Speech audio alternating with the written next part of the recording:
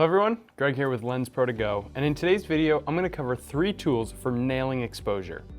The 3 we're going to cover are waveforms, zebras, and my favorite, false color. Most cameras nowadays shoot in what's called a log profile, which is used to capture the most amount of data in luminance spectrum, or your shadows and highlights, which is called dynamic range. But when you're in this log mode, it's hard to tell exactly where your exposure is set. You can put a LUT on the log footage, but you still can't always trust the LCD screen or an external monitor. So using these 3 tools will help ensure you don't have to scrap some footage because it was unrecoverable in post. First up is waveforms. How you look at a waveform is that the horizontal axis matches up with the frame, and the vertical is how bright the image is in a certain area. This tool comes in a few flavors. There is luminance waveform, which is only showing the brightness levels of the entire image, like I've had up. There's an RGB waveform, which is the same as luminance, but now you can see the levels of each color channel mixed in. And then RGB parade, where each color channel, red, green, and blue, are broken up so you can see the exposure in each color. The waveform is a great overall exposure tool, being able to see if there's any clipping or crushing happening in the shot. When I use a waveform, I'm mostly looking for good overall exposure. We don't want to see anything clipping, meaning pushed up to 100, like this, and we don't want to see anything crushed in the blacks, like this. Obviously, for creative reasons, you can, but it's better to save that information when you're shooting and make the decision in post to lose it. Because if you have any areas in these extremes, there's no chance for recovery. The waveform is a great way to see that information really quick, but the thing it lacks is it's hard to depict the exact spots where an image is exposed. This is where zebras come in. Zebras are used as a warning to you when areas of the image are exposed over a certain threshold. A lot of people use zebras in doc style shooting because it allows you to nail exposure at the same point by setting the threshold to 60 or 70%. Then you know that when you start to get zebras on a person's face, they're within that correct exposure, which is the most important thing. It's okay most of the time if a window or something is blown out in the background for doc style. Where zebras won't help much is if you're trying to see how blown out an area is, as anything over the threshold will have those zebras.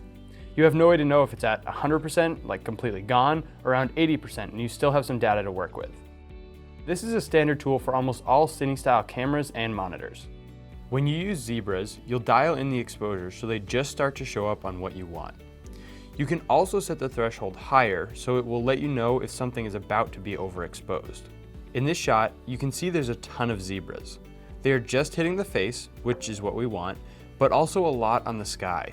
So you can see why you might also want to use waveforms, because we can't tell the exact levels of the sky, only that it's over the threshold that we set. And you'll want to know if it's blown out or not. Lastly, and the one I personally use the most in production and in post, is false color.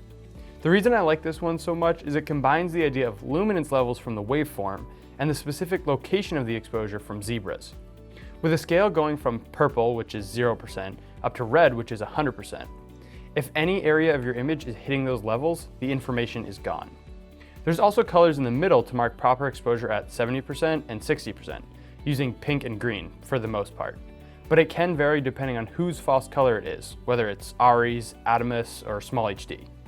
Unlike the last 2 tools, this one is not readily available in most cameras, usually only found on higher end cameras like ARRI Alexa Mini and the RED cameras. On the other hand, more and more monitors are including it, like the Small HD 502, 702, and 1303, and the Atomus Shogun series. When you look at false color, you can tell the exact difference and locations of exposure values in the image. Like the sky in this one, which is around 80 IRE. And then you can look at the hands, and we are in the 30 to 50 range. Here's another example showing how we can expose skin. Usually you want skin to land in the 60 to 70 range. And as we bring our exposure up on the face to that range, we can turn off the false color to see how it looks. And we have a great exposure. That's going to wrap it up for this video. All of these tools have great uses on set and in post-production.